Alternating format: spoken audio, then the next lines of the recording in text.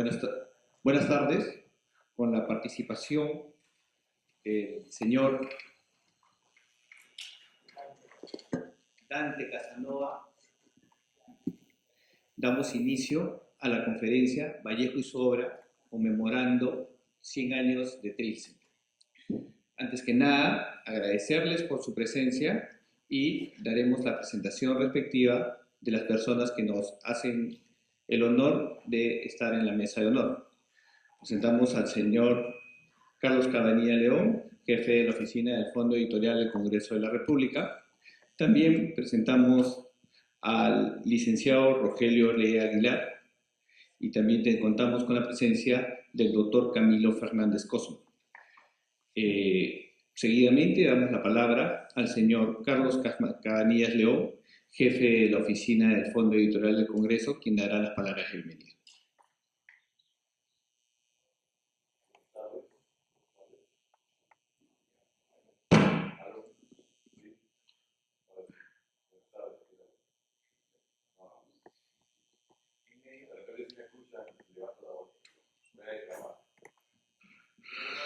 Sí, ¿no? Ahora sí.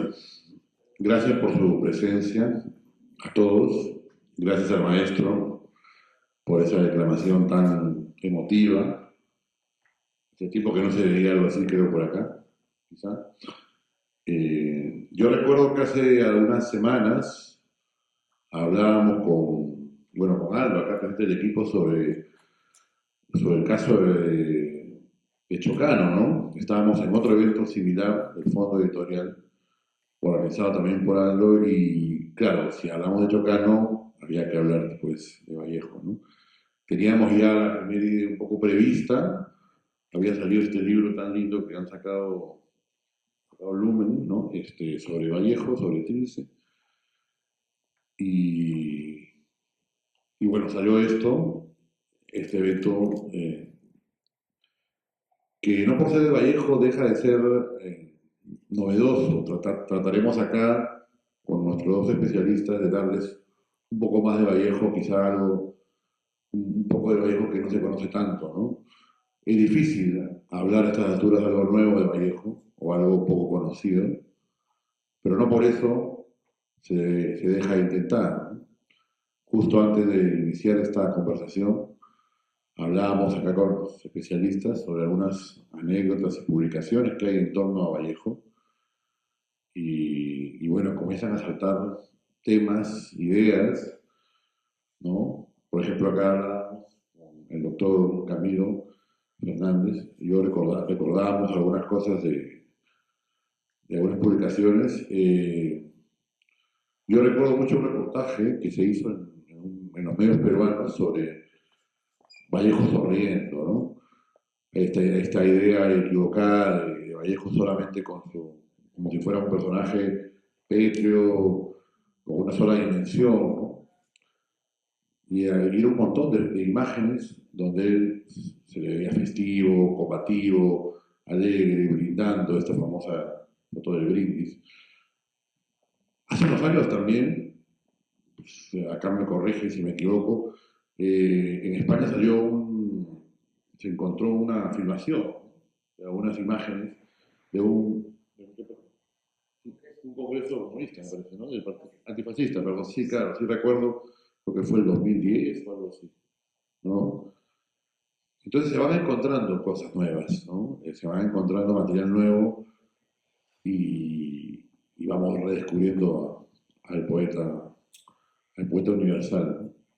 No quiero aburrirlos más porque estamos acá con los expertos y vamos a ellos. Así que le dejo la palabra a nuestros invitados estelares, ¿no? Y les agradezco nuevamente por su presencia. Gracias, Carlos. Inicialmente vamos a tener la disertación Trilce, recibimiento a Vallejo y su libro en España. Esta disertación va a estar a cargo del licenciado Rogelio Orea Aguilar, que es autor del libro Viviré en Madrid sin aguacero, César Vallejo 1931, obra que ha sido adquirida por las universidades Stanford y Princeton en Estados Unidos. Para hacer una breve reseña con respecto al magíster Rogelio Orea Aguilar, Les indico que el señor es consultor organizacional, investigador y escritor. Incursiona en el periodismo cuando gana en Perú el concurso Jóvenes Escriben para Jóvenes, organizado por la revista Quantum en 1990. El año 2011, en España, obtiene el primer lugar en una convocatoria internacional de investigación sobre la vida de César Vallejo en Madrid. En 2018 participa en Lima como ponente en el Congreso Me moriré en París con aguacero, 80 años de la desaparición de César Vallejo. Como ya lo hemos mencionado, en 2019 publica en el Fondo Editorial del Congreso del Perú Viviré en Madrid sin aguacero, César Vallejo 1931. Ha publicado también libros sobre ética empresarial y ciudadana. Es editor del libro La Revolución Silenciosa, proyectos y personas que forjan la responsabilidad social, y autor del libro Prácticas Empresariales y Ciudadanas, una década de encuentros y desencuentros. Con ustedes, señores, los dejo al magíster Rogelio de Aguilar. Un fuerte aplauso, por favor.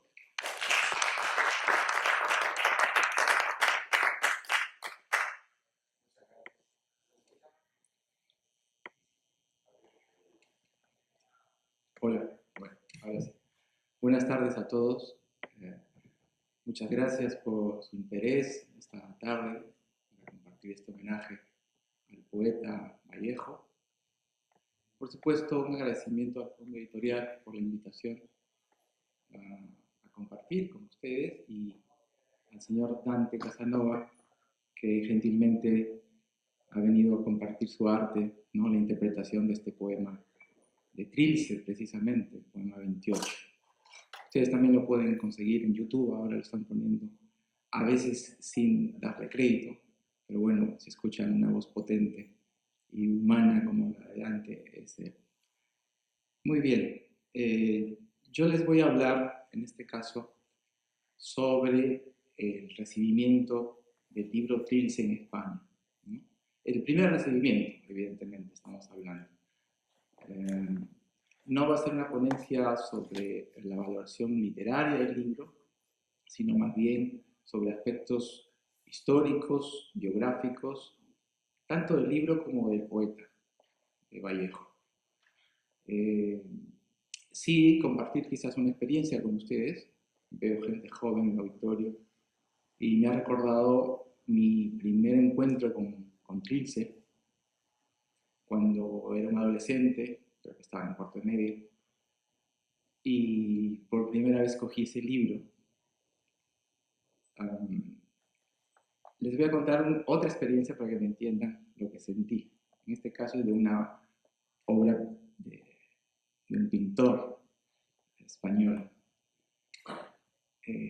Miren, yo me acuerdo que una vez entré a un museo en España, Reina Sofía, y vi una pintura un poco extraña, surrealista, abstracta, quizás. Y me llamó mucho la atención, me gustó bastante, ¿no? Para mí era raro porque no me gusta ese tipo de pintura. Tiempo después tuve la suerte de ver una retrospectiva del pintor que se llama Sober, Fernando Sober. Y pude ver cómo trabajaba este pintor, ¿no? Parte de su taller lo había llevado allí. Y era impresionante la cantidad de trabajo que había detrás de un cuadro, la deconstrucción de la realidad que hacía este pintor, ¿no? A raíz de, por ejemplo, frutas o flores o el cuerpo de una mujer. Este hombre lo que hacía era transformar tanto ese objeto que él estaba viendo para luego devolverlo como una obra suya, con sus aportes, y presentarnos ese cuadro, a primera impresión, un tanto incomprensible quizás, ¿no? Pero extrañamente atractivo. ¿Por qué les cuento esta experiencia? Porque aquí ves, bueno, entendí dos cosas. Primero, que los pintores que son abstractos o surrealistas no necesariamente lo son porque no puedan pintar como los realistas.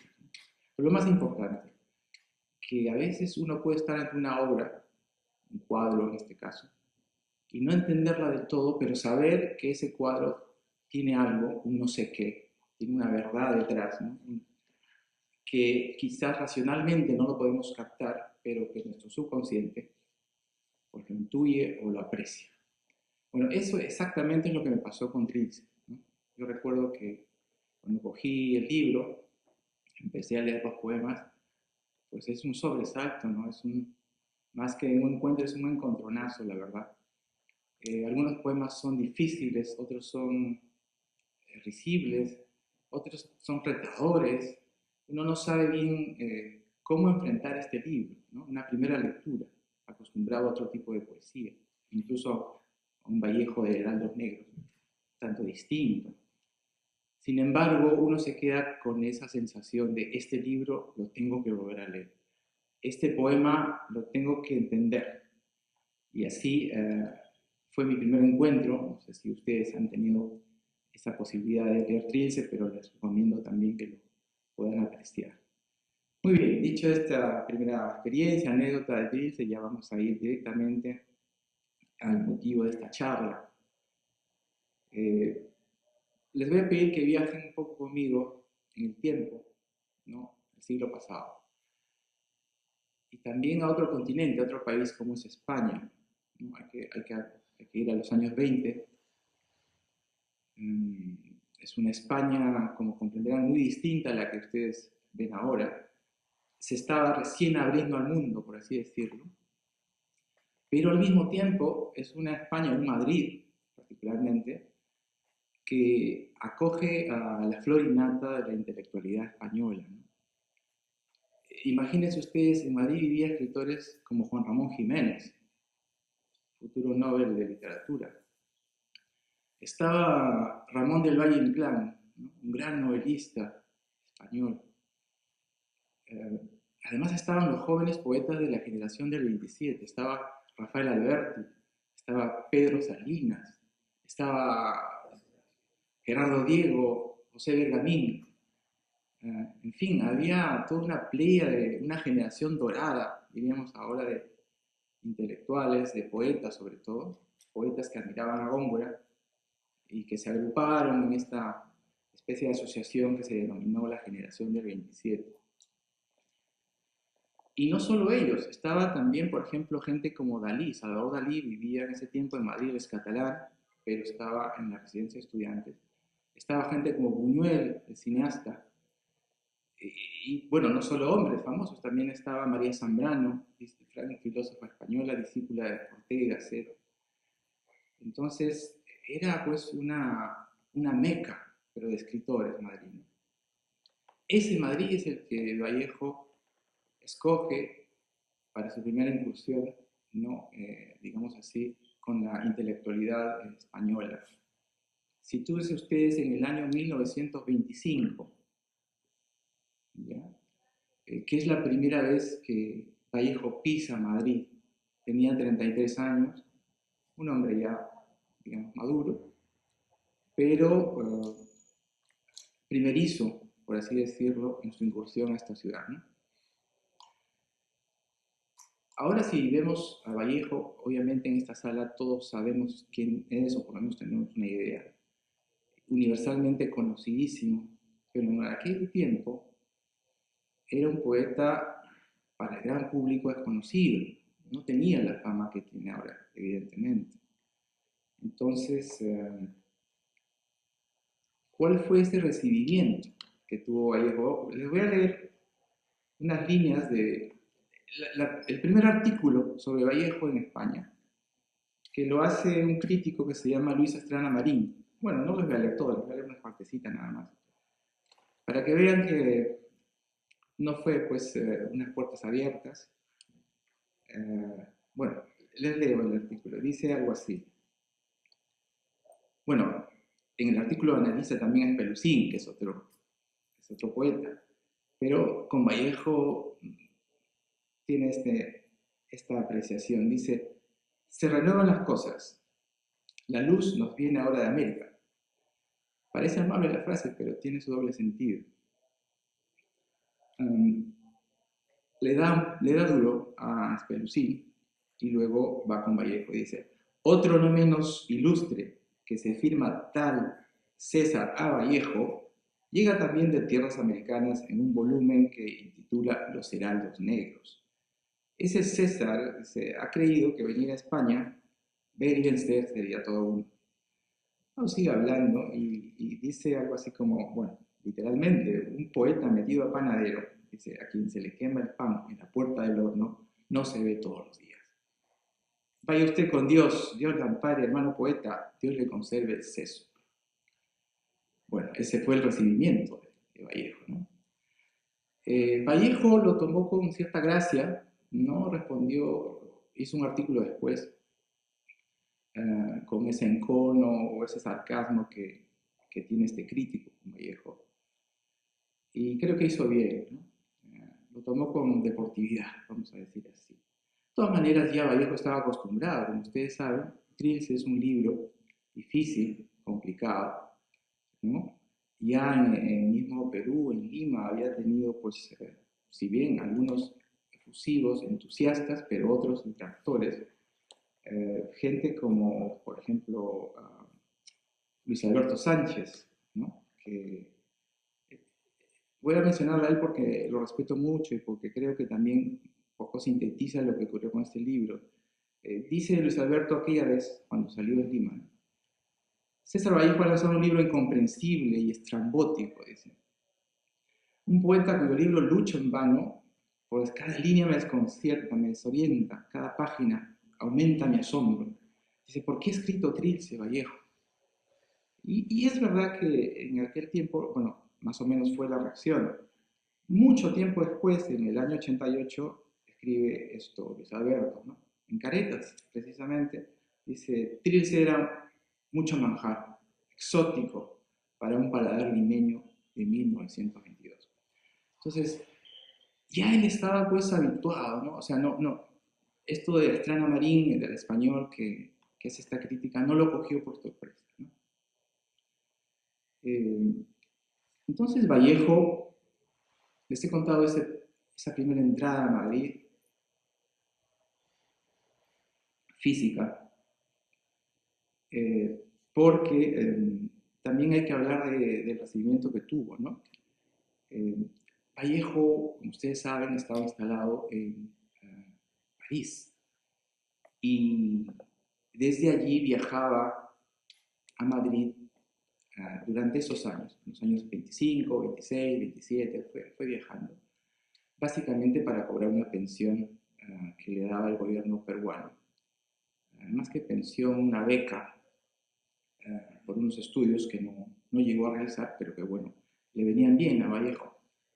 Así que ahí fue trabajando ya una amistad, fue conociendo gente. Tenía un amigo, Juan Larrea, en París, que le hizo contactos también con los poetas que mencionan. Y es así que ya van transcurriendo los años y nos vamos a ir al año 30, ¿no? Cuando Vallejo, ya conocido por los poetas españoles, empieza a gestionar la publicación de su segunda edición de Trilce. Lo hace básicamente con Gerardo Diego, que es un poeta amigo de él, también en español, y se ofrece a hacer el prólogo junto con José Belgamín, ¿no? Para ese tiempo ya Vallejo se había ganado el respeto de estos poetas, ¿no? Todavía no con el gran público, pero los poetas sí lo apreciaban. También se nota esto en la prensa española, ¿no? Y el año siguiente, el año 31, cuando él ya va a vivir, se nota un trato distinto con Vallejo, ¿no? Ahí yo he recopilado unos 7 notas periodísticas donde se nota un respeto distinto, ¿no? Yo diría que incluso de admiración por este poeta peruano que no conocían bien, que estaban conociendo.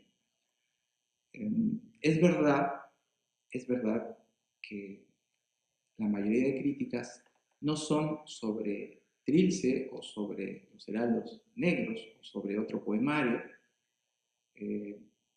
Hay 2 de ellas que sí mencionan a Trilce, pero hay como de los 5 restantes, hay uno al Tungsteno y los otros a un libro que quizás no es muy conocido de Vallejo, pero que fue en vida el más importante para él. Fíjense qué curioso, y fue un libro de crónica periodística, no fue un libro de poesía. Esto sorprende un poco, la verdad, ¿no? Pero fue así, ¿no? Sobre este libro que se llama Rusia en 1931, escriben mucho más los periodistas. Cuentan algunos peruanos que estuvieron en esos tiempos en Madrid, algunos poetas y otros no también, que fue un libro tan exitoso que en la Puerta del Sol, que es una plazoleta principal quizás de Madrid, en los kioscos de periódicos se anunciaba, se voceaba el libro de Vallejo. Esto es impresionante porque creo que a él mismo le habrá sorprendido, ¿no? Ver un poemario, bueno, en este caso no era un poemario, un libro suyo, siendo voceado por los Canillitas de Madrid, como si fuera, no sé, una novela exitosísima, famosa. Debió ser una sorpresa para él. En el mes que se publicó fue el segundo libro más vendido en Madrid. El más vendido. O sea, fíjense el éxito que tuvo Vallejo con ese libro de crónica periodística, no poética, por supuesto, pero que sí le dio esta satisfacción, ¿no? Una de las pocas satisfacciones que obtuvo económicas, monetarias, y también, por supuesto, en cuanto a venta de libros. Eso en cuanto al tema de, digamos, el tratamiento de la intelectualidad, ¿no? Vamos a leer ahora, les quiero compartir unos versos nada más de un poema que le hace Gerardo Diego a Vallejo y que está en la edición de Trilce de Madrid, la primera edición. Le dice cosas como estas: piedra de estupor y madera, noble, de establo, eso constituye tu temeraria materia prima. Naciste en un cementerio de palabras, una noche en que la luna lloraba y reía y lloraba y volvía a reír y a llorar, jugándose a sí misma a cara o cruz, y salió cara, y tú viviste entre nosotros. Porque el mundo existe y tú existes, y nosotros probablemente terminaremos por existir, si tú te empeñas y cantas y voceas en tu valiente valle Vallejo. Como ven, ya hay un respeto, ¿no? A veces con cierta temor o con cierta distancia, pero también con una admiración por la poesía de Vallejo, ¿no? Ellos sí ya reconocieron, ya intuían, ya veían la proyección que iba a tener este libro a futuro, ¿no?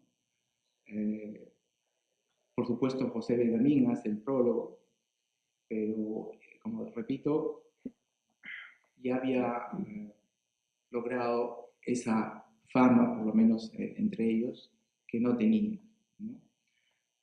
Es interesante también que conozcan que Vallejo llega a Madrid empujado, por así decirlo, por un decreto de expulsión del gobierno francés, que es algo que a veces no se conoce mucho, pero que sí es verdad que por sus actividades políticas de aquel momento, Vallejo fue expulsado. Claro que podía elegir cualquier ciudad europea u otra ciudad española, pero él eligió conscientemente Madrid, porque ya lo conocía, ya tenía estos contactos, ¿no? Llega apurado, pero llega con una intención de vivir intensamente, y es lo que hace, ¿no? Bueno, ahí ven un librito que también el fondo editorial lo tiene, donde cuento mucho más de esta historia y, bueno, si tienen la oportunidad de leerlo, es interesante para ver lo intenso que fue ese año para Vallejo, ¿no? Porque escribió como nunca, ¿no? Escribió libros, ensayos, poesía. No tuvo todo el éxito que ese libro que les menciono de Rusia de 1931. De hecho, por ejemplo, ahí escribe Paco Yunque, ahí en Madrid, el año 31, pero se lo rechazan, porque le dijeron que era muy triste y no iba a hacer llorar a los niños probablemente. Entonces Vallejo siempre tuvo estos recibimientos, ¿no? Un poco bipolares, antagónicos, es decir, hay gente que lo ama y hay gente que le tiene un poco de, no sé, de distancia. Y así, ¿no? Por ejemplo, él tenía obras de teatro donde Federico García Lorca, el gran poeta español del siglo XX probablemente, eh, acoge las obras con simpatía de Vallejo, le da consejos de cómo escribir, de qué quitar, y le acompaña a Vallejo a los teatros, porque en aquel momento el teatro era importantísimo para los escritores, ¿no? No había televisión, el cine estaba recién empezando, cine blanco y negro. Y le acompaña a Vallejo con sus manuscritos para vender las obras a los teatros. Tampoco tiene éxito Vallejo. Es algo que evidentemente le fastidia un poco. Lo dice en sus cartas, ¿no? Se decepciona. Él iba con muchas ganas a Madrid y bueno, tiene estos pequeños traspiés. Pero también, por otro lado, tiene estos pequeños éxitos, ¿no? Como les menciono. Vallejo, en Madrid, también tuvo un amigo, un admirador suyo, otro poeta que es muy famoso, Leopoldo Panero. Y quiero también compartirles unos textos o unos versos que él hizo a Vallejo en el año 48. Ya había muerto Vallejo, es una elegía. Pero es muy bonita. En todo caso, hay una definición aquí de Vallejo impresionante. Dice así: ¿de dónde, por qué camino había venido soplo de ceniza caliente? Indio manso hecho de raíces eternas, desafiando su soledad, hambriento de alma, insomne de alma hacia la inocencia imposible, terrible y virgen como una cruz en la penumbra. Y había llegado hasta nosotros para gemir. Había venido para gemir, aunque callaba tercamente en su corazón ilusorio, agua trémula de humildad y labios que han besado mucho de niño. Esta frase para mí, soplo de ceniza caliente, es genial. No sé por qué, pero me parece que es una definición metafórica, por supuesto, extraordinaria de la poesía de Vallejo, ¿no? Entonces, como ven, quizás por el idioma, ¿no? Vallejo venía de estar en Francia, en París, evidentemente en un entorno, ¿no?, con un idioma distinto. Y el llegar a España, hablar su idioma, leer su idioma, creo que le dispara, por así decirlo, le impulsa a querer hacerlo todo, ¿no? Yo creo que la historia de Vallejo en Madrid en ese año, digamos, es intensa y para él uno de los años más importantes de su vida, ¿no? Se fue allí con Georgette Philippard, que también apoyó a Vallejo muchísimo, ¿no?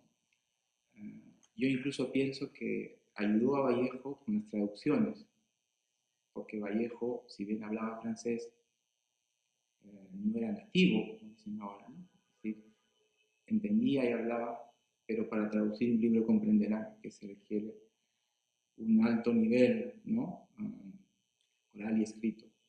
Entonces yo pienso que, aunque no lo dice nadie, no está documentado, pero pienso que Georgette sí ayudó a Vallejo con la traducción de un par de libros, ¿no?, que él tradujo. En las biografías dicen que hay 3 libros, pero no hay pruebas de que un tercero se haya hecho la traducción por Vallejo. También quiero resaltar, por supuesto, la figura de un amigo de Vallejo, un protector de Vallejo, que es Pablo Abril de Vivero. Pablo Abril de Vivero, hermano mayor de Xavier Abril, un poeta peruano, como seguramente han escuchado hablar de él, surrealista. Bueno, Pablo Abril de Vivero, que es una figura desconocida incluso, pienso que fue la contribución más importante a Vallejo en términos económicos, en términos de relaciones también, porque él era embajador del Perú en París y también en España, pero al mismo tiempo poeta, y admiraba muchísimo a Vallejo, ¿no? Entonces, en algunas necesidades que él tuvo en su vida, lo apoyó bastante. Entonces, eso es algo importante también de destacar, y también en este periodo de Vallejo en España, él lo sigue apoyando, ¿no? Entonces, Pablo Abril de Vivero es un personaje, como digo, que yo reivindico mucho en el libro, y que si ustedes leen alguna vez el epistolario de Vallejo, van a ver en las cartas la cantidad de correspondencia que tiene con él, la cantidad de agradecimientos de Vallejo, la cantidad de amistad, ¿no? El cariño profundo de Vallejo con Pablo Abril, y que, bueno, como digo, me gustaría destacar. ¿No? Antes de, bueno, ya vamos terminando, vamos a simplemente recordar, les quiero recordar que este homenaje a Vallejo por los 100 años, bueno, en este caso, se han hecho en muchos lados, en muchos países, pero en Madrid se hizo una el año 2012, ¿no? Y ahí hay dos personalidades españolas que lamentablemente ya han fallecido, ¿no? En estos años. Una es Francisca Aguirre, que si ustedes, incluso hay un video, ahora lo han puesto ya en YouTube también, pueden ver este homenaje. Y entre tantas flores que le dan a Vallejo, pero a mí me quedó una frase impresionante que ella dice sobre este poeta. Dice Francisca Aguirre, gran poeta y escritora también española, dice, ¿cómo hubiera sido mi vida si yo no hubiera conocido los poemas de Vallejo? Se pregunta, ¿no? Tremendo, ¿no? Porque ella reconoce el gran impacto que tuvo, no solo en su poesía, sino en su vida. ¿Cómo hubiera sido mi vida? Dice. Y Félix Grande, que es el esposo, bueno, era otro gran poeta, admirador de Vallejo, español, vino al Perú, en fin, es un admirador, ¿no? Un vallejista. Dice en este homenaje también algo tremendo. Dice, Vallejo es uno de los 2 o 3 más grandes magos del idioma español, ¿no? Mago, o sea, a ese nivel. También dice, no sé, esto es muy interesante, ¿no? Porque dice, no sé cómo hacía Vallejo para que las palabras pasasen por su lengua, volviesen con una naturaleza de virginidad, de solidaridad y de inocencia.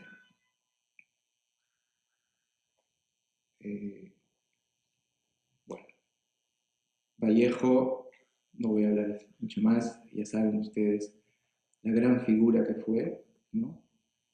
Pero espero que a través de estos apuntes biográficos también sepan comprender también al hombre que hay detrás de la poesía, ¿no?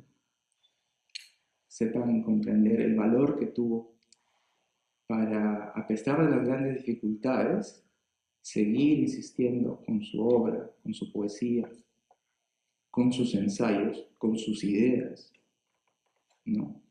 Políticas también, equivocadas o no. Se jugó por su obra, se jugó por sus ideas y creo que triunfó enormemente, ¿no? Murió joven, relativamente joven, pero dejó un legado para el Perú impresionante, ¿no? Muchas gracias.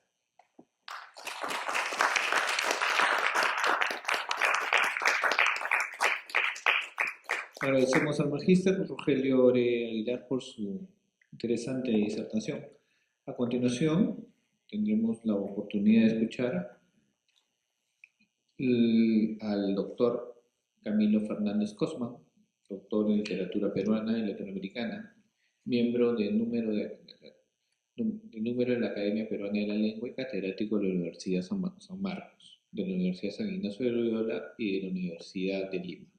Ha sido secretario de la Asociación Latinoamericana de Retórica. Pertenece a la International Society for the History of Rhetoric y miembro del Consejo de la Organización Interamericana de Retórica y vocal del Centro de Estudios Literarios Antonio Cornejo Polar. También forma parte de la Asociación Canadiense de Hispanistas, conferencista en Santiago de Chile, Porto Alegre, Madrid, Salamanca, Burdeos, Porto, Roma, Florencia, etc. Asimismo, entre sus últimas publicaciones tenemos que su última publicación es Hacia una nueva lectura de los Heraldos Negros, publicado por la Universidad de Lima en el presente año. El doctor Camilo Fernández Cosman nos tiene preparado la disertación Los Heraldos Negros como antecedentes de Trilce. Un fuerte abrazo, por favor.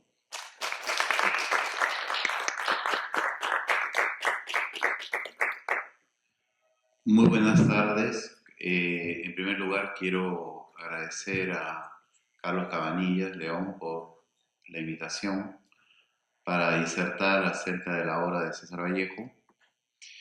He preparado algunas diapositivas para poder hacer un poco más asequible lo que voy a plantear.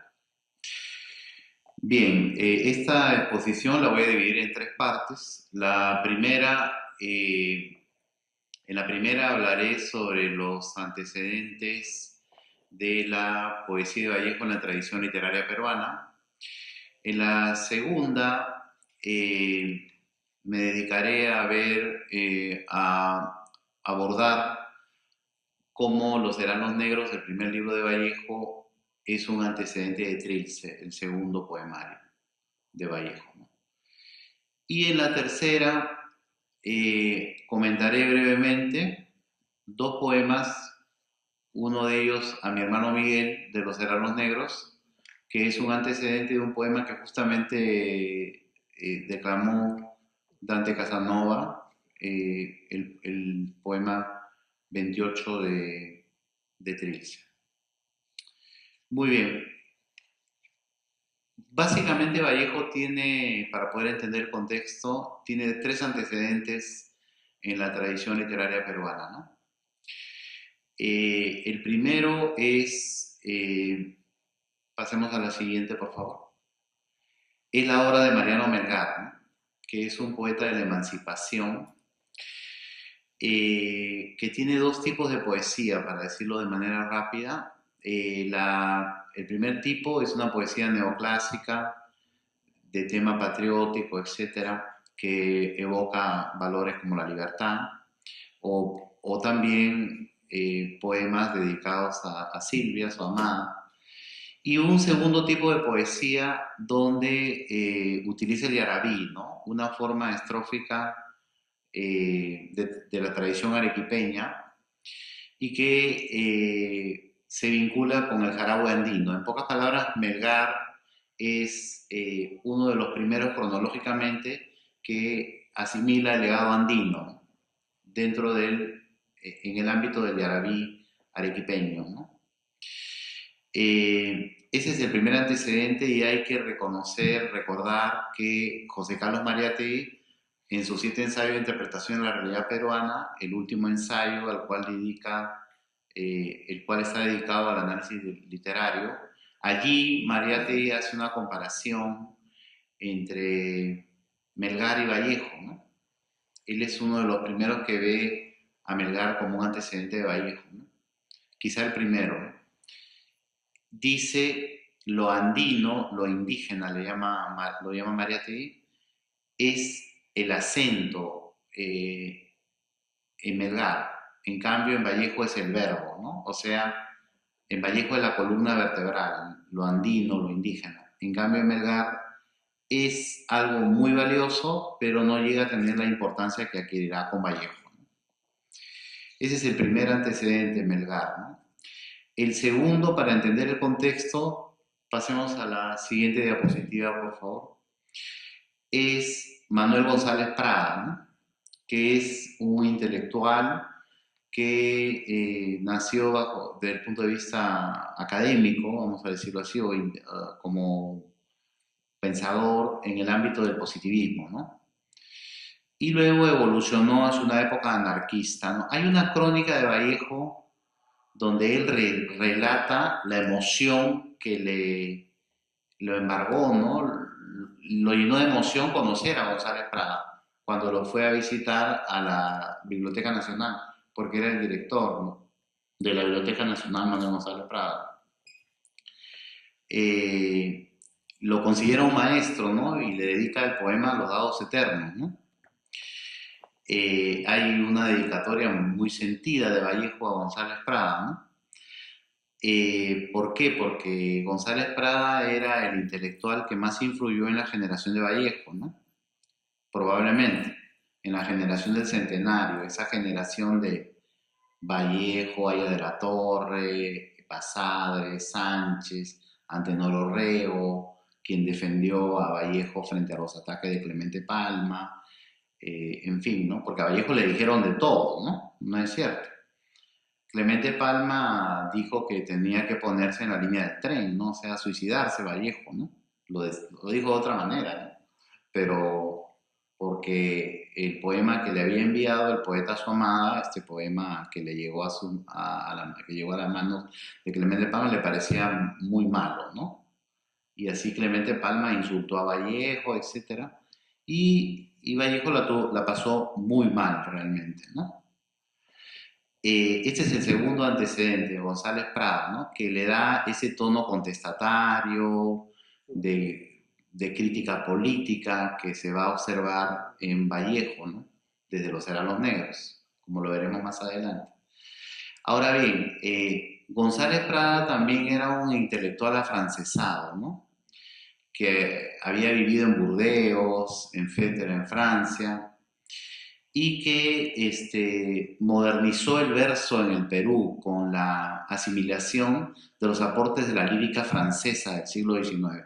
Y él manejaba perfectamente francés, hasta contaba las sílabas en francés, ¿no? O sea, era un experto en cuanto a métrica francesa.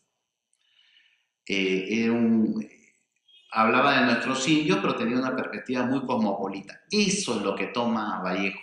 Claro que le da una perspectiva política disímil, ¿no? Indudablemente González Prada era un pensador de izquierda, ¿no? Y si bien había tenido un origen aristocrático y anticlerical, ¿no? ¿No es cierto? De todas maneras, Vallejo lo ve como un símbolo de la reflexión política en el contexto posterior a la guerra del Pacífico, ¿no? Y el tercer antecedente es, pasemos a la próxima diapositiva, por favor, si fuera tan gentil, Aldo. Abraham Valdelomar, ¿no? A quien admiraba mucho Vallejo, ¿no? No debemos olvidar en el sentido de que lo siguiente, ¿no? El libro de Vallejo, Los Heraldos Negros, esperaba un prólogo de Valdelomar, como todos sabemos. Lamentablemente, Valdelomar muere trágicamente y no puede escribir el prólogo, ¿no? Pero cuando fallece Valdelomar, Vallejo le hace una nota muy sentida, ¿no? Muy apenado por la muerte de Valdelomar, a quien admiraba muchísimo, ¿no? Y hay una crónica donde relata cómo conversa con Valdelomar, etcétera, ¿no? Muy bien. Entonces, Valdelomar le aporta a Vallejo una temática que es la cotidianidad del hogar provinciano, que aparece en dos poemas, en el poema Tristitia y en el poema El hermano ausente en la cena de Pascua, donde se rememora la imagen del hermano fallecido en Navidad, se le recuerda y aparece un lugar ausente, una silla vacía, donde debiera sentarse el hermano. Ese es un antecedente de A mi hermano Miguel, el poema de Vallejo que leeremos posteriormente. Bien, he cerrado con la primera parte. Ahora paso a la segunda, que es situar la obra de Vallejo desde el punto de vista de la periodización, ¿no? Cómo se periodiza, cómo se divide la obra de Vallejo. Vallejo tiene 3 etapas, para decirlo rápidamente. Un periodo modernista, que es el de Los Heraldos Negros, que es el libro que vio la luz en 1919, donde básicamente Vallejo anticipa algunos giros de Trilce, ¿no es cierto? Pero a la vez todavía es tributario de la estética de Rubén Darío, el gran poeta nicaragüense, autor de Prosas Profanas, Azul, Canto de Vida y Esperanza, que fue un escritor notable que influyó en la literatura española. Porque antes de Darío, los hispanoamericanos imitábamos a los españoles.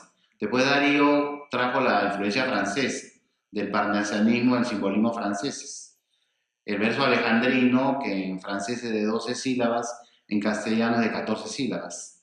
Él lo utiliza e influye en la literatura española, ¿no? Justamente Rogelio estuvo hablando de estos vasos comunicantes que hay entre Gerardo Diego y Vallejo, que él ha mencionado muy acertadamente. Efectivamente, Darío ya influía de manera muy fuerte en la literatura española, en Antonio Machado, Manuel Machado, en los inicios sobre todo, ¿no? Muy bien. Y un segundo periodo de Vallejo que es el que nos convoca hoy, el periodo vanguardista, donde tenemos a Trilce, ¿no? De 1922. Este año se conmemoran los 100 años de la publicación de este extraordinario libro, Sin nada que envidiar al Ulises de James Joyce o a La tierra baldía de T.S. Eliot, para hablar de 2 grandes nombres de la literatura europea, bueno, de un escritor como Eliot, que de lengua inglesa, que innovó en La tierra baldía no solo la literatura norteamericana, sino la literatura europea, ¿no? En ambos campos. En este caso vemos una renovación, ¿no? Vallejo hace un terremoto verbal, para decirlo. Esa es una destrucción del modernismo de Darío. Lo liquida, lo hace trizas, lo estirpa el modernismo. Después de la publicación de Trilce, el modernismo pasa a ser un sistema en cierta forma residual. Claro que se va a seguir escribiendo a la manera modernista, pero ya no tiene la preponderancia que tenía antes de la publicación de los libros vanguardistas, entre los cuales destacan en Perú Trilce, ¿no? Lo que sí es interesante ver es que Vallejo tiene una vanguardia distinta de la europea. Toma los aportes, se nutre, pero a la vez reformula los aportes de la vanguardia europea. Y tiene la influencia del indigenismo también, ¿no? Eso es importante tomar en cuenta, ¿no?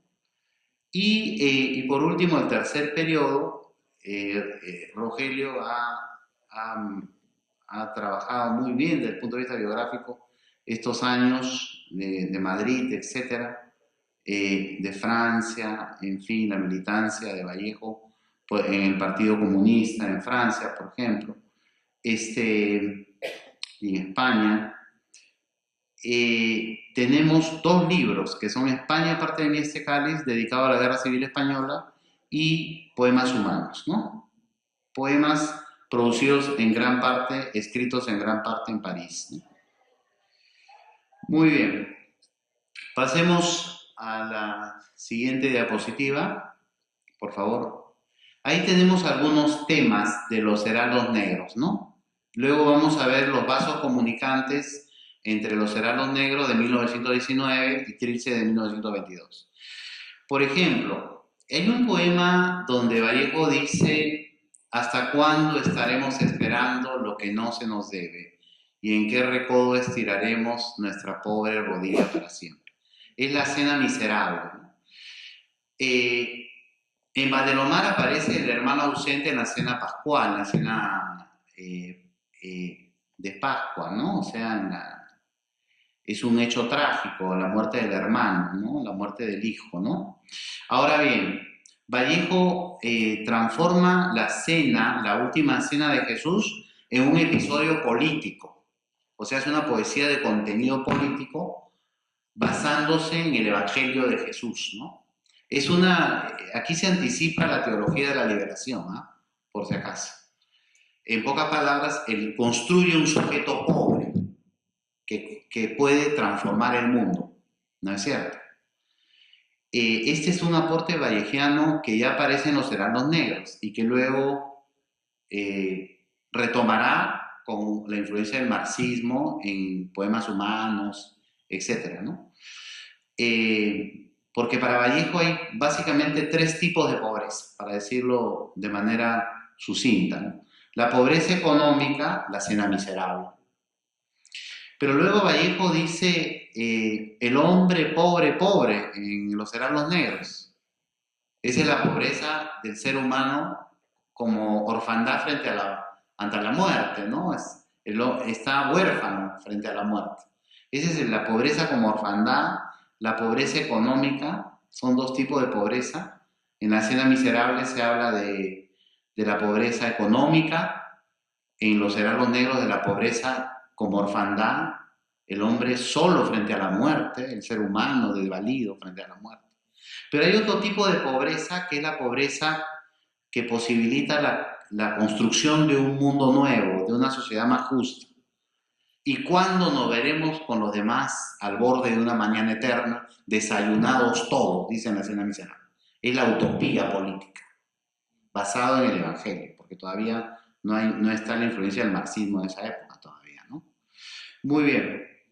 Entonces tenemos la injusticia social, la orfandad del ser frente a la muerte, el ser vivo frente a la muerte. En la araña, por ejemplo, es una araña enorme que ya no anda, una araña incolora. Es una araña que va a morir, ¿no? El poema La araña de los Heraldos Negros, ¿no? Pero también aparecen dos temas más, dos tópicos, que son la cotidianidad del hogar familiar, ¿no? Nuevamente, al cual aludí anteriormente, y que ya estaba en Valdelomar. Mi padre duerme, su semblante augusto figura un apacible corazón. Habla del padre, ¿no? Por ejemplo. Después habla de la madre. En los pasos lejanos. Y luego la rebelión del ser humano frente a Dios. Hay una influencia de Nietzsche aquí, del filósofo alemán, ¿no? Del anticristo, etc., ¿no? Del superhombre, ¿no? La idea de que el hombre se revela frente a Dios, ¿no? Si tú hubieras sido hombre, hoy supieras ser Dios, dice Vallejo. En los estados eternos, en el pan nuestro. O sea, Vallejo hace una lectura política del Evangelio, ya en los Heraldos Negros. Reestructura todo bien, ¿no? Todo bien estructurado, quiero decir, ¿no? Para dar un mensaje, propagar una utopía política. O sea, Vallejo ya hacía una poesía coyuntural, en los Heraldos Negros ya, ¿no? Sobre la injusticia cotidiana, del pobre, etc. Muy bien. Pasemos a la siguiente diapositiva. Vamos a precisar algunos giros, ahora sí, de los Heraldos Negros, que son antecedentes de Trilce, ¿no? ¿No es cierto?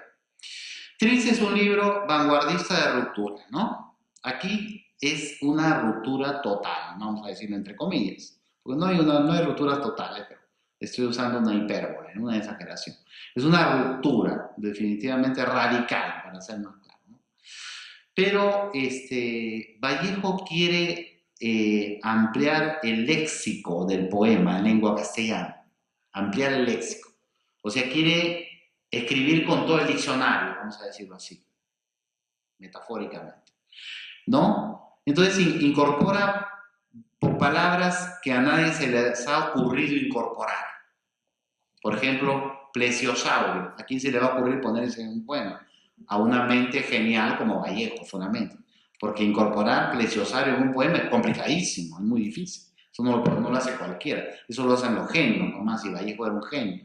Es la cumbre de la literatura peruana, muy por encima de Mario Vargas Llosa y muy por encima de Arguedas, que son dos grandes escritores. geniales también, pero no están pues a la altura de Vallejo.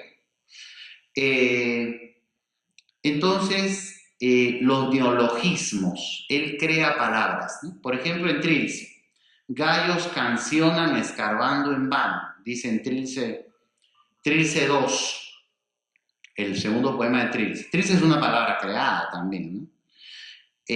Gallos cancionan escarbando en vano. En vez de gallos cantan, pone canción, por un aspecto rítmico, fundamentalmente.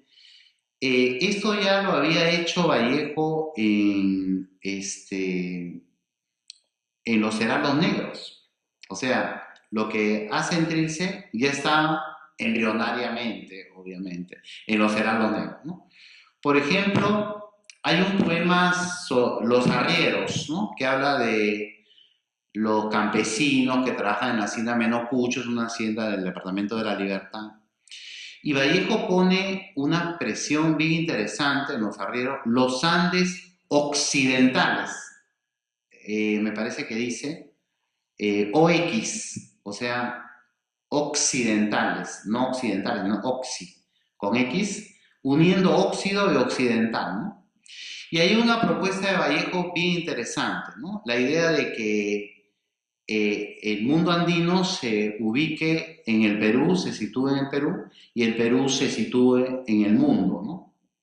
Porque los Andes occidentales y asocia de la eternidad, me parece que dice. Vallejo en Poemas Humanos dice: sierra de mi Perú, Perú del mundo, Perú al pie del orbe, yo me adhiero. Entonces la sierra está dentro del Perú, el Perú está dentro del orbe, dentro del mundo. Ubicar al Perú en el mundo sin perder sus raíces andinas. Eso es lo que quería Vallejo. Eso es lo que no hemos entendido en el Perú. Los políticos no han entendido eso. No han leído a Vallejo, muchos de ellos, algunos sí lo conocen, me refiero. Ese es el asunto, ese es lo que no hemos podido resolver en el Perú, ese problema. El problema de cómo insertarnos en el mundo contemporáneo con nuestras propias raíces culturales. Eso no lo hemos resuelto. Y eso lo planteaba Vallejo en Los Heraldos Negros, cuando habla de los Andes occidentales, con X, de la eternidad, ¿no es cierto? O sierra de mi Perú, Perú del mundo, Perú al pie del orbe, yo me adhiero. Muy bien. Luego tenemos la oralidad que rompe la escritura, ¿no? Vallejo es un poeta oral, ¿no? Frente al modernismo de Rubén Darío, en Trilce, vemos la presencia de una oralidad que rompe, cuestiona la escritura. Es una poesía muy oral. Hay un poema que es un poquito extenso y no lo podemos leer porque es un poco largo el poema, que donde dice mentira, calla, ya está, etc. Son puras expresiones coloquiales. El poema de Trilce. Y ese es un poema para Vallejo, a diferencia de Rubén Darío, que tenía una escritura más preciosista, más afrancesada, etc., ¿no? Bueno, la ampliación lexical en el ámbito de la poesía ya estaba en Espergesia. Yo nací un día que Dios estuvo enfermo, dice Vallejo, y utiliza un neologismo de Espergesia, ¿no? Por último, la experimentación verbal típica de Vallejo en Trilce ya estaba en Los Heraldos Negros de manera embrionaria, obviamente, ¿no?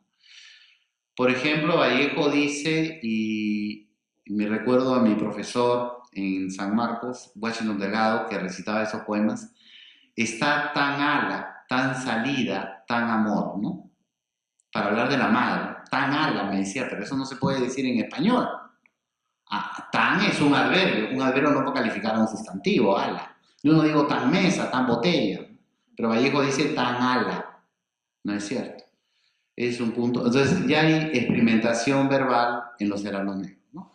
Y para terminar, quiero leer y comentar brevemente dos poemas. Uno que ya lo recitó, lo declamó muy bien Dante Casanova, por eso voy a leer solamente 2 estrofas. Pero el primero, un poema a mi hermano Miguel de Los Heraldos Negros, como un antecedente de Trilce, ¿no? Hermano, hoy estoy en el poyo de la casa, donde nos haces una falta sin fondo. Me acuerdo que jugábamos esta hora y que mamá nos acariciaba, pero hijos, ahora yo me escondo, como antes. todas estas oraciones vespertinas y espero que tú no des conmigo. Por la sala, el zaguán, los corredores. Después te ocultas tú y yo no doy contigo. Me acuerdo que nos hacíamos llorar, hermano, en aquel juego. Miguel, tú te escondiste una noche de agosto al alborear, pero en vez de ocultarte riendo, estabas triste. Y tu gemelo corazón de esas tardes extintas se ha aburrido de no encontrarte, y ya cae sombra en el alma. Oye, hermano, no tardes en salir, bueno, puede inquietarse mamá. Fíjense esta última estrofa de Vallejo, es pura oralidad. Oye, hermano, no tardes en salir, bueno, puede inquietarse mamá. Es absolutamente oral. Y Vallejo elimina preposiciones. Por ejemplo, en vez de decir jugábamos en esta hora o a esta hora, dice jugábamos esta hora y no coloca la preposición a, la elimina, de acuerdo con la lógica de la lengua oral, ¿no? Bueno, en este poema vemos, por favor, la siguiente diapositiva, si fueran tan amables. Bueno, sí, no, la anterior está bien la anterior, todavía no hemos llegado ahí. Vemos un poco el juego de las escondidas, ¿no? Miguel y el hermano jugaban, ¿no? Y entonces se esconde Miguel, quiere decir muere, y luego aparece, quiere decir que regresa a la vida, ¿no? Pero era una concepción bien interesante, ¿no? Y es que los vivos y los muertos conviven en el mismo espacio. Bueno, hermano, no tardes en salir. O sea, el hermano muerto, pero parece que estuviera vivo. Es una concepción sumamente interesante, quizá andina del mundo, habría que analizarlo más. Ese es un texto donde vemos la lengua oral y es un antecedente de un poema que hemos oído hoy día muy hermosamente declamado. Voy a leer solo 2 estrofas y con esto termino, haré un breve comentario y concluyo. Poema 28. He almorzado solo ahora y no he tenido madre, ni súplica, ni sírvete, ni agua, ni padre que en el facundo ofertorio de los choclos pregunte para su tardanza de imagen por los broches mayores del sonido. ¿Cómo iba yo a almorzar? ¿Cómo me iba a servir de tales platos distantes esas cosas cuando habráse quebrado el propio hogar, cuando no asoma mi madre a los labios? ¿Cómo iba yo a almorzar? No nada. Muy bien, vemos cómo a mi hermano Miguel habla de la madre y en el caso del poema 28 también habla de la madre. Ahí podemos observar. Es la soledad del yo, ¿no? El hogar ausente, la muerte, ¿no? La muerte aparece en los 2 poemas de alguna manera, ¿no? La madre, la devolución, el dulce, aceite funéreo, el café. Toda la connotación fúnebre de la simbología vallejiana, ¿no? Que se observa en el poema 28, donde dice, donde se afirma la soledad del yo, ¿no? Se evidencia, ¿no? Entonces, para terminar, para concluir, en conclusión, quisiera decir que Los Hermanos Negros es un antecedente de Trilce porque ya en el poemario de 1919 teníamos neologismos, oralidad, teníamos algunos recursos, giros, que luego se van a hacer más preponderantes en Trilce, que sin duda es la cumbre de la vanguardia poética en lengua castellana, en mi opinión. Muchísimas gracias.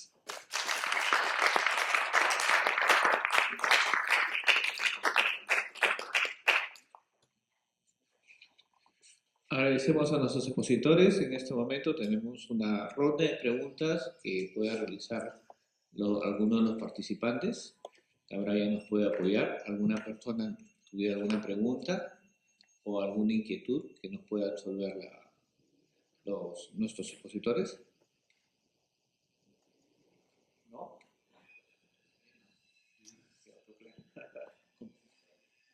Bueno, creo que van a estar más que satisfechos. Parece que han colmado totalmente las expectativas de los participantes. A continuación, tenemos un reconocimiento a los ponentes a cargo del señor Carlos Cabanilla León, quienes les harán entrega de unos presentes a nuestros expositores.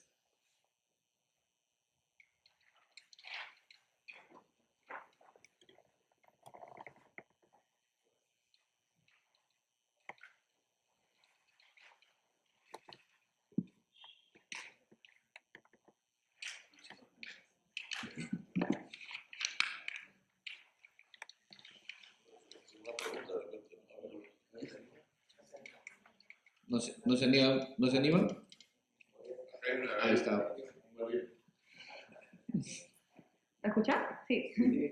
Bueno, primero, muchas gracias por permitirnos el espacio de recordar a César Vallejo.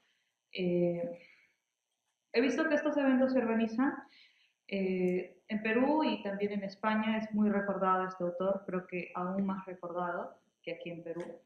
Tengo una consulta y quizás sea la razón por la que no nos acompañan tantas personas. Es que cada vez que escribo la fecha de publicación de Trilce, me aparece octubre de 1922. Entonces, quisiera que por favor me pudieran aclarar la fecha, ¿no? Porque de ser así, bueno, no sería esta, ¿no? La correspondiente. Bueno, esa es mi pregunta. Gracias. Bueno, no te podría dar una respuesta concreta. De todas maneras, si tú ves la edición de Trilce en Perú, ¿no? Aparece que está impreso en la penitenciaría, ¿no? Pero sería cuestión simplemente de ver la carátula, ¿no? No te puedo dar, como te digo, una fecha exacta, pero entiendo, asumo que debe estar allí. Sí te puedo dar de la edición española, si te interesa. Tampoco hay una fecha exacta. Mira, hay un historiador, creo que es Stephen Hart, que menciona incluso abril, da una fecha exacta, ¿no? Pero yo pienso que no es así. Es decir, el libro de Vallejo se publicó entre mayo y agosto en España. No sabemos la fecha exacta. No está documentado. Ten en cuenta que se hace un siglo atrás, ¿no? Sí podemos saber, por ejemplo, que... ¿Por qué digo que fue entre mayo y agosto? Porque Vallejo le escribe a sus amigos, a uno de ellos, no recuerdo quién, le dice, ya sabrá usted que vamos a publicar mi libro en Madrid. Y eso es en mayo. Y luego en septiembre le escribe una carta, me parece que es a Gerardo Diego, diciéndole, ya sabrá usted que publicó mi libro y que la presentación no fue muy concurrida, no fue muy comercial, ¿no? Entonces, podemos inducir que entre mayo y agosto se presentó en Madrid, pero tampoco hay fecha exacta, ¿no? El problema también con esto es las fuentes, ¿no? Ha sido bien difícil, es difícil, ¿verdad, Camilo? Conseguir de aquellas épocas datos certeros, ¿no? Me preguntaban ayer justo en la radio, por ejemplo, sobre hay datos cerrados hasta ahora. Si ustedes van a Madrid ahora, hay una placa en la calle Alcalá que dice, aquí vivió el poeta Vallejo. Bueno, no vivió ahí. Vivió en la calle Antonio Acuña, número 10. No está en el libro. En fin, y ahí en esa calle Antonio Acuña no hay una placa de Vallejo, hay una placa de otro poeta. Yo he hablado con la municipalidad de Madrid, con el Retiro, bueno, van y viene la burocracia. Todavía no se ha logrado nada, pero estos son problemas que vienen por el tiempo, ¿no? Después, en fin, incluso en las notas biobibliográficas de Jorge Barnechea también hay un error, pero derivado de una información que Georgette le da y que no recuerda bien. No es normal. Imagínense La memoria no es prodigiosa de nadie como para acordarse exactamente las calles o algunos nombres, ¿no? Por ejemplo, Georgette dice que tradujo 3 libros, pero fueron 2, ¿no? La memoria falla. Es así.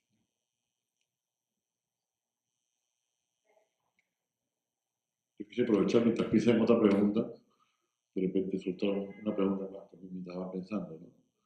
Por ejemplo, en la recepción de Trilce, ¿no?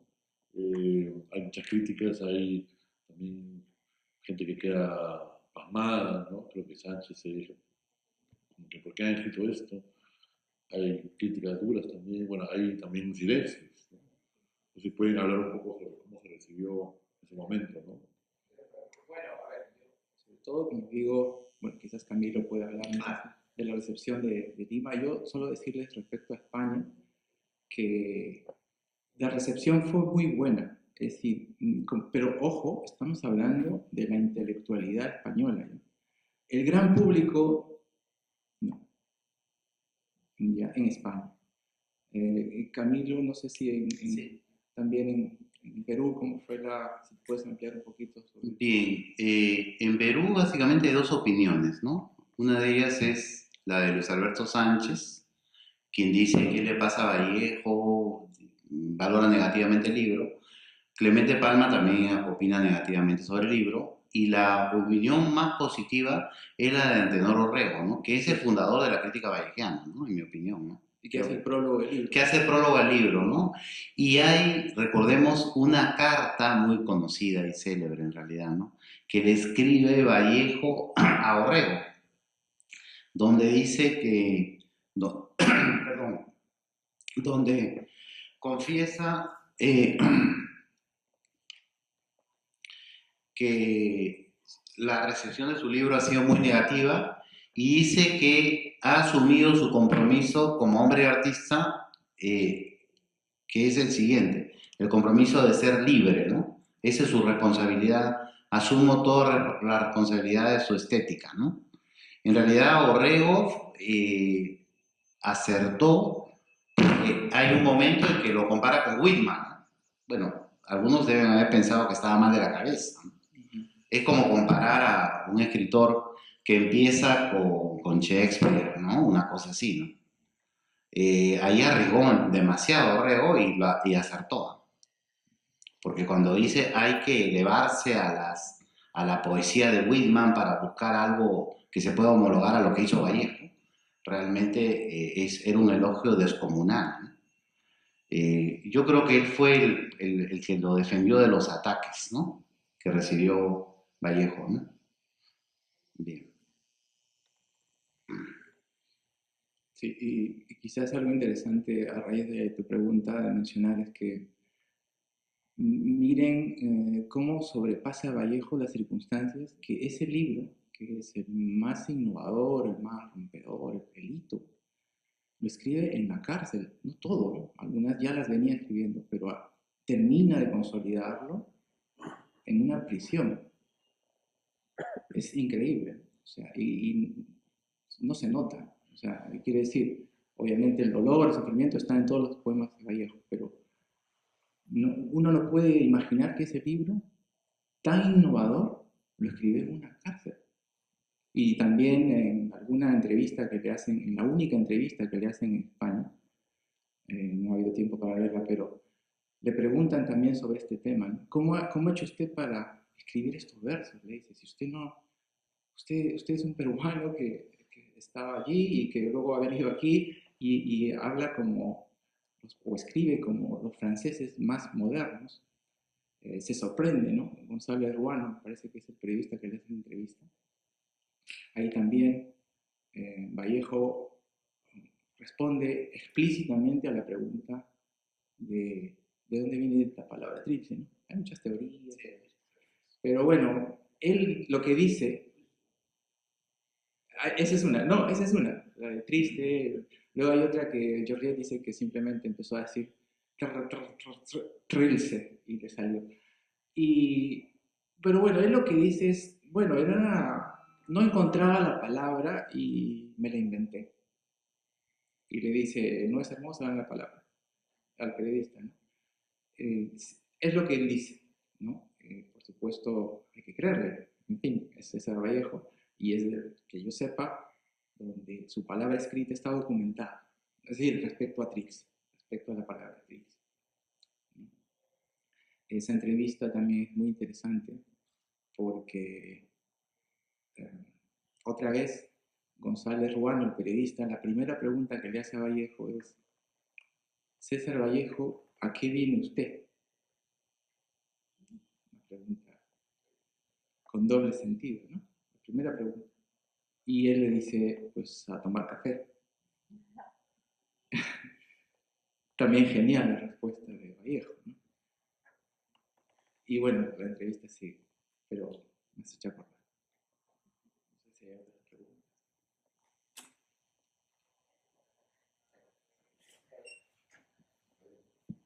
Bueno, disculpen, si es que no se anima otra persona, me gustaría tomar la palabra.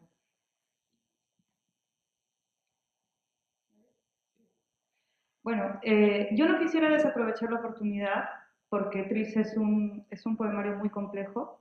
Sabemos que, sin duda, su estadía en la cárcel tuvo bastante influencia. Y quizás si de no haber estado ahí, no hubiéramos tenido versos tan hermosos, ¿no? Dentro de este poemario. Además, sé también que tuvo influencia algunos de sus amores, ¿no? Porque hay versos dedicados a Otilia, si no me equivoco, el nombre. Me podrían corregir en este caso. Pero quisiera, por favor, ya que ustedes son bastante estudiosos del tema, me gustaría saber cuál es el poema más difícil que han podido encontrar y si es que se puede, usando un poco de la confianza, si pudiera hacer un análisis, ¿no? de uno de esos versos. Eh, para, digamos, alguien que...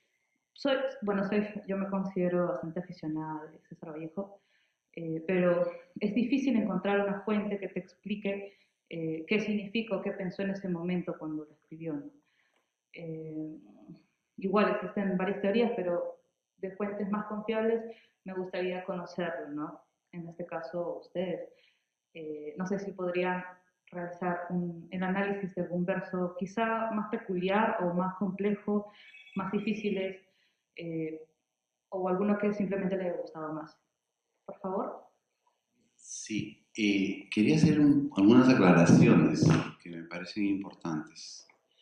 Indudablemente que la biografía es clave para entender alguna obra, pero hay que considerar que cuando uno analiza un poema, es un texto de ficción, ¿no?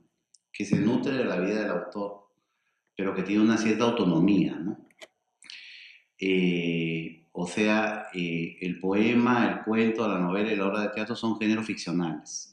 Indudablemente que Vargas Llosa, cuando escribe La tía Julia, hay algo de su vida, nadie lo niega, pero se transforma en materia ficcional, ¿no? Hay que tener cuidado con la relación biografía-obra. No porque no haya que revisar la biografía, hay que analizarla, pero hay que tener cuidado con hacer algunas...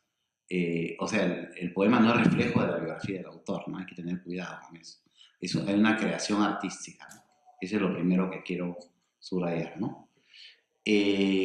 Dos, hay un verso que siempre me ha llamado la atención en Vallejo, en Trilce, y que me gustaría comentarlo, ¿no? ¿Qué se llama cuanto eriza nos?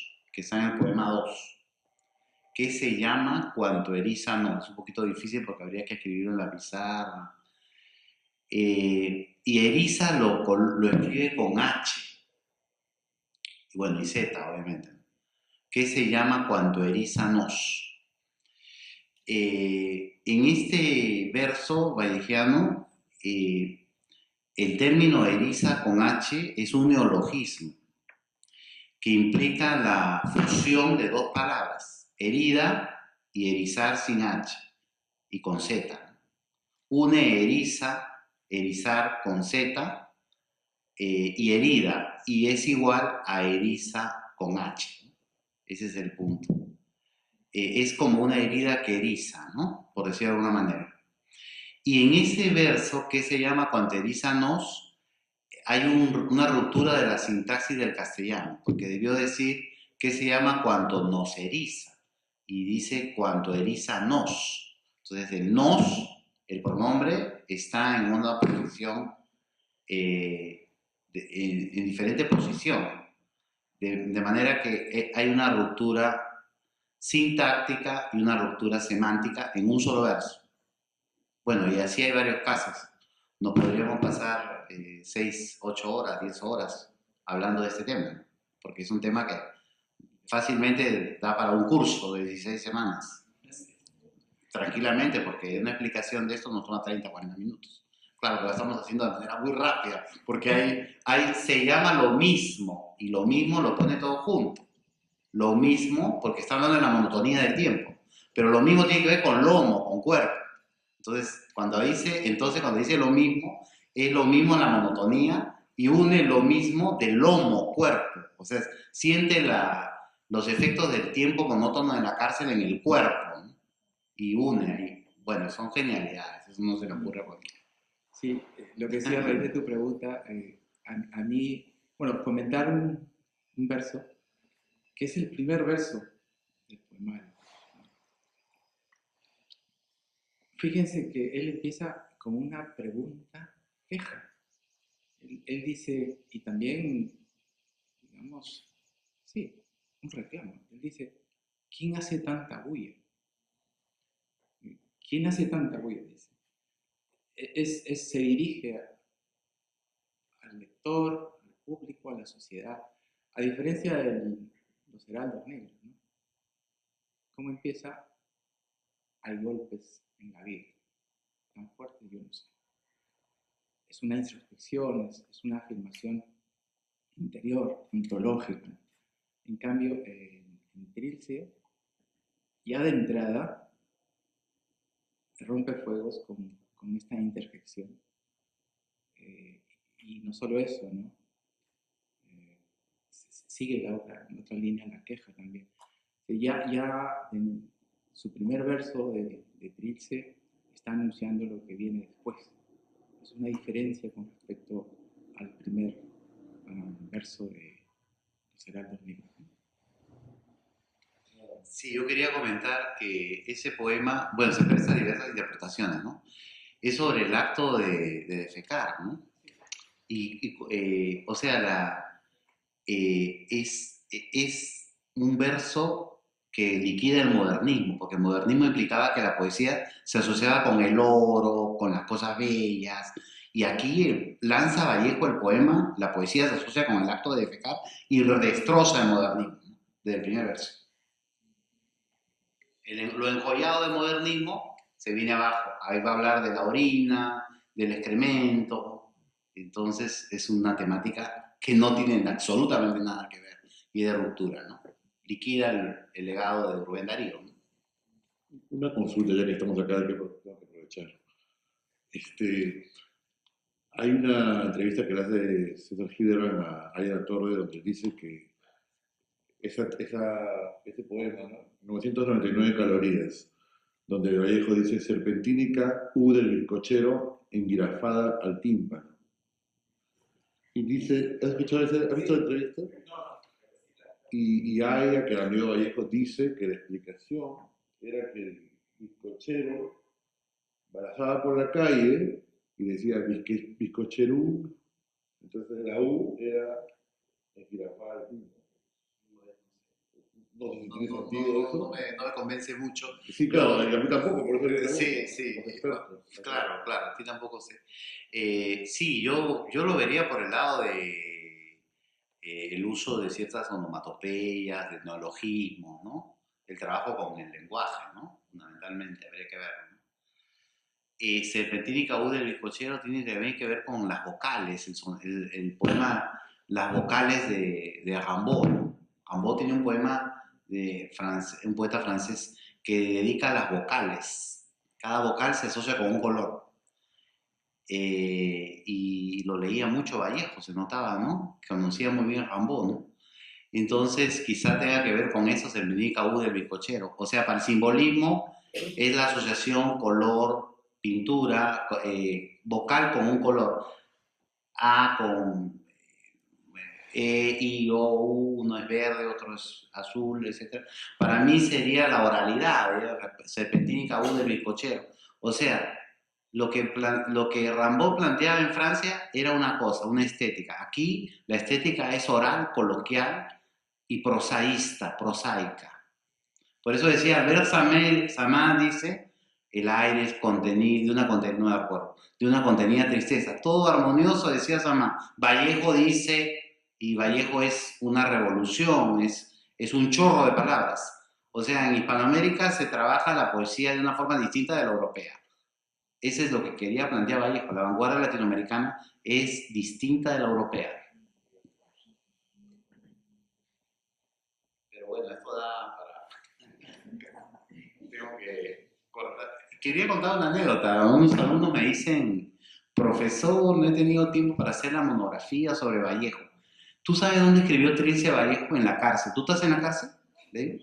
Yo no estoy en la cárcel. ¿Sabes lo que es escribir en la cárcel? ¿Alguien se puede imaginar lo que es escribir en la cárcel? Y esos poemas, ¿sabes? O sea, no es cualquier poema que estamos comentando.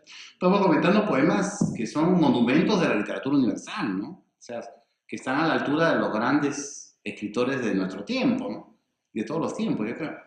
Escribir en una cárcel después de haber sido injustamente acusado de incendiario, pasar en una cárcel con depresión, todo lo que no poder salir a la calle y escribir estos poemas.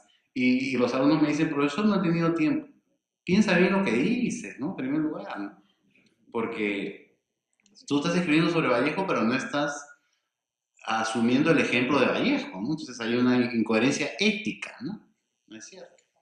Sí, a colación de lo que dices, sí, Vallejo siempre estuvo más allá de sus circunstancias, ¿no? Además hay un poema, Poemas Humanos, que dice, yo sufriría igualmente, ¿no? Aunque no me llamara César Vallejo. No es exacta, pero esa es la idea. Y también Georgette Philippard siempre ha defendido eso de algunos biógrafos o críticos que siempre han tratado de asociar la carencia económica de Vallejo con sus poemas. Y ella dice, no, Vallejo ha estado por encima siempre. Y evidentemente lo que dice Camilo, imagínense, en una cárcel, escribir el libro más innovador es impresionante. Entonces, a veces unas lecturas muy fáciles o con una perspectiva desde este tiempo hacia lo que en ese momento vivía el poeta no son adecuadas y no debieran hacerse, o por lo menos yo creo que no son acertadas. Por ejemplo, también hay otros críticos o biógrafos de Vallejo que, respecto a este punto, destacan bastante el hambre de Vallejo, que en realidad que él habla de hambre, pero no habla solo del hambre del pan, él habla de otro tipo de hambre, ¿no? Vallejo sí pasó por grandes dificultades, ¿no? Y me has hecho acordar, Camilo, cuenta, no sé si Juan Domingo Córdoba, o me parece que sí, o él o Jorge, que había momentos en que Vallejo escribía con un lapicito que cada vez era más pequeño, y ya casi no podía cogerlo, imagínense, a ese nivel. Pero ustedes leen sus poemas y no van a descubrir ese tipo de sufrimiento, por lo menos, ¿no? Es otro el sufrimiento, el dolor que él intenta transmitir, ¿no? Bueno, jóvenes, creo que al igual que yo, ustedes han disfrutado de una charla de dos verdaderos especialistas sobre el tema, en el cual, más allá del conocimiento que nos han podido compartir, creo que han despertado las inquietudes de conocer cada día más a este gran poeta que hemos sido César Vallejo. Para ello les dejo dos recomendaciones y se las reitero nuevamente. Una es la del doctor Fernández Cosman, que recientemente ha publicado Hacia una nueva lectura de los heraldos negros, que la ha publicado la Universidad de Lima, que lo pueden ustedes obtener, ¿no? Y también, como no, ahí sí nos vamos a tirar un pulicherry, el publicado por el licenciado Rogelio Oré, ¿no? Que justamente lo tenemos acá y también a la venta a 19 soles, que es una edición del Fondo Editorial del Congreso. Y con estas palabras le cedo la palabra al jefe del fondo editorial para las palabras finales y el agradecimiento a nuestros expositores. No, solamente agradecerles de nuevo por su presencia, ya nos pasamos un poco del tiempo, pero invitarlos sí a que vean los libros del fondo y los libros en general, la recomendación de Aldo, y en general si pueden ver los libros que están acá disponibles, se animan a comprarlos. Ya, habrá servido de algo todo esto y animarlos un poquito más, ¿no? Un poco más de curiosidad. Gracias. Y por supuesto, perdón, gracias a los invitados estelares, ¿no? Que han animado todo esto de gran manera. Muchas gracias. Muchas gracias.